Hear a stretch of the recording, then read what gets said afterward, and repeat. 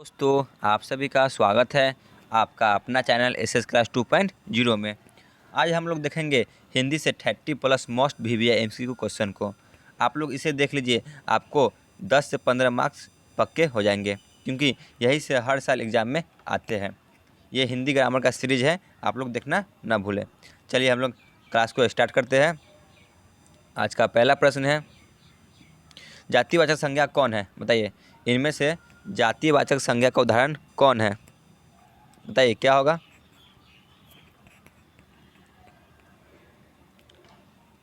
तो इसका सही जवाब होगा ऑप्शन बी, लड़का।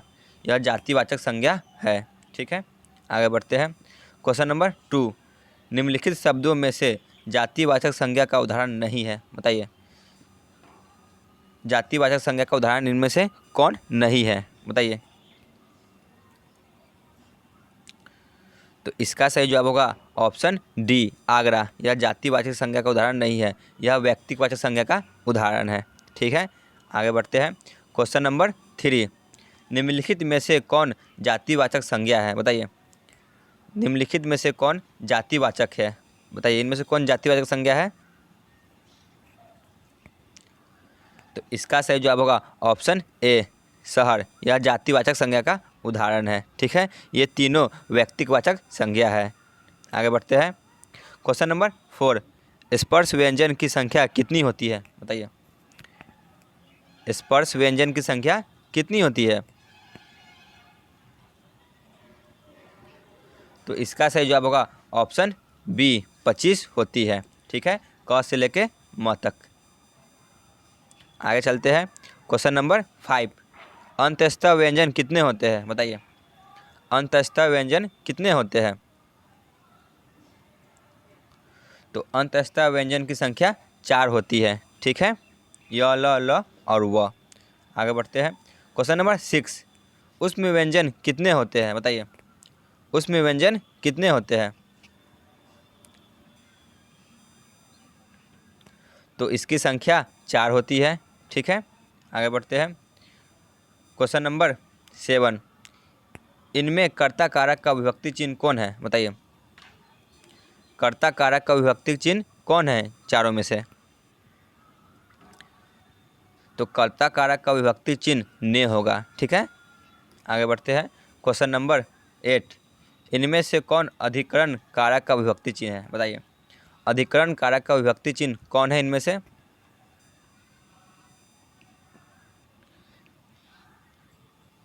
तो इनमें से ऑप्शन सी, पर, यह अधिकरण कारक का विभक्ति चिन्ह है।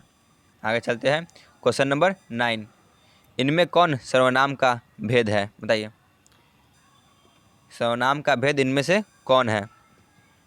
ऑप्शन ए संबंधवाचक, ऑप्शन बी दैर्घ्यवाचक, ऑप्शन सी भाववाचक, ऑप्शन डी जातिवाचक। बताइए कौन होगा?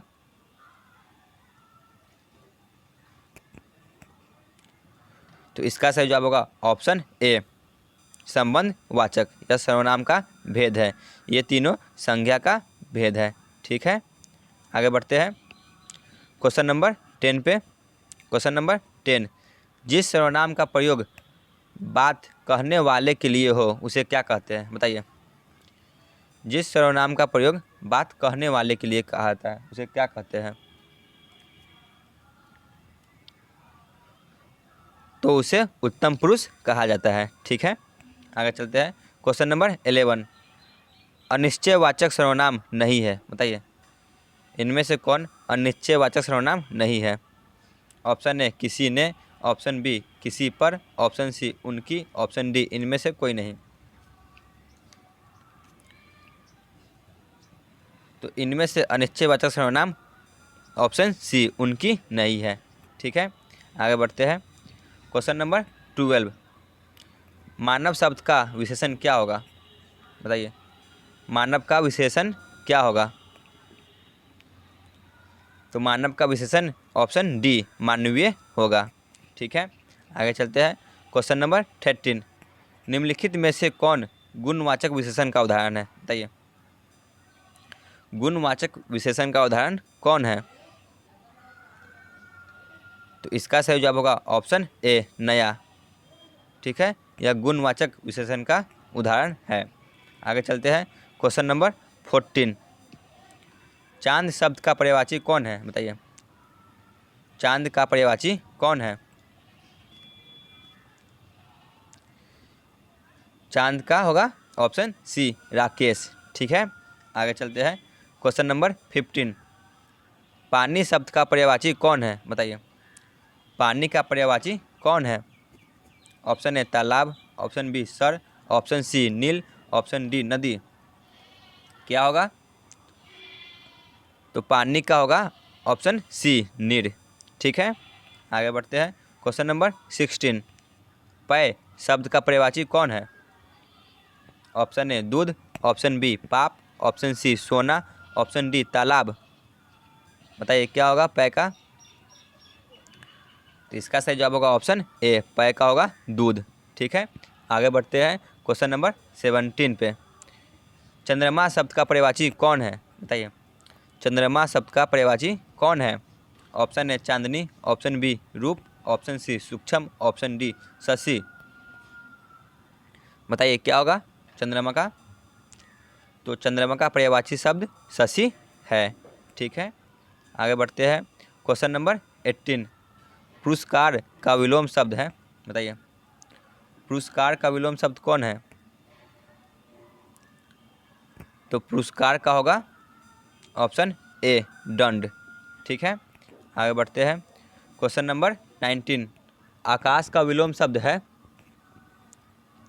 ऑप्शन ए अंबर, ऑप्शन बी पाताल, ऑप्शन सी गगन, ऑप्शन डी इनमें से कोई नहीं। बताइए क्या होगा आकाश का विलोम शब्द? तो आकाश का होगा ऑप्शन बी पाताल। ठीक है, आगे चलते हैं क्वेश्चन नंबर 20 पे। खड़ा का विलोम शब्द है। ऑप्शन ए खोटा, ऑप्शन बी परा, ऑप्शन सी लेटा, ऑप्शन डी बैठा। बताइए क्या होगा खड़ा का? तो खड़ा का होगा ऑप्शन ए, खड़ा का खोटा। ठीक है, आगे चलते हैं क्वेश्चन नंबर 21। राजपुत्र कौन सा समास है, बताइए। राजपुत्र कौन सा समास है? तो इसका सही जवाब होगा ऑप्शन डी, राजपुत्र तत्पुरुष समास है। आगे बढ़ते हैं क्वेश्चन नंबर 22। पीताम्बर कौन सा समास है, बताइए। पीताम्बर कौन सा समास है?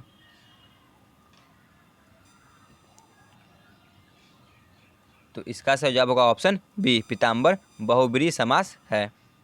आगे चलते हैं क्वेश्चन नंबर 23। रात दिन कौन सा समास है, बताइए। रात दिन कौन सा समास है? तो रात दिन द्वंद्व समास है। ठीक है, आगे चलते हैं क्वेश्चन नंबर 24। विकास में कौन सा उपसर्ग है, बताइए। विकास शब्द में कौन सा उपसर्ग है? ऑप्शन ए वी, ऑप्शन बी विक, ऑप्शन सी विकास, ऑप्शन डी वी। तो इसका सही जवाब होगा ऑप्शन ए, विकास में वी उपसर्ग है। आगे बढ़ते हैं क्वेश्चन नंबर 25। चतुराई में कौन सा प्रत्यय है, बताइए। ऑप्शन ए राई, ऑप्शन बी ई, ऑप्शन सी छोटी ई, ऑप्शन डी आई।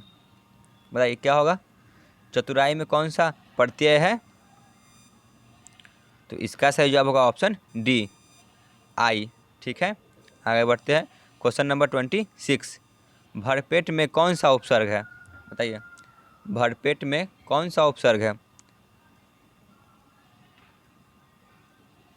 तो इसका सही जवाब होगा ऑप्शन सी, भरपेट में भर उपसर्ग है। ठीक है, आगे चलते हैं क्वेश्चन नंबर 27। पुरातन में कौन सा उपसर्ग है, बताइए। पुरातन में कौन सा उपसर्ग है?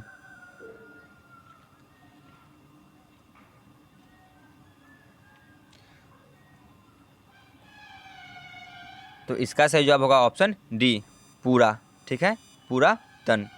आगे बढ़ते हैं क्वेश्चन नंबर 28। उपवास में कौन सा उपसर्ग है, बताइए। उपवास में कौन सा उपसर्ग है? उपसर्ग उपवास में उप उपसर्ग है। ठीक है, आगे बढ़ते हैं क्वेश्चन नंबर 29। आनंदित में कौन सा प्रत्यय है, बताइए। आनंदित में कौन सा प्रत्यय है? तो इसका सही जवाब होगा ऑप्शन बी, अनंदित में इत प्रत्यय है। चलते हैं हम लोग आज के अंतिम प्रश्न पे, क्वेश्चन नंबर 30। जिसका जन्म पहले हुआ हो अर्थात बड़ा भाई, उसे एक शब्द में क्या कहा जाता है, बताइए। जिसका जन्म पहले हुआ हो उसे एक शब्द में क्या कहा जाता है? तो इसका सही जवाब होगा ऑप्शन सी, उसे अग्रज कहा जाता है। ठीक है, आज का क्लास यहीं पे ख़त्म होता है। आप लोग चैनल को अवश्य सब्सक्राइब कर लीजिए। धन्यवाद।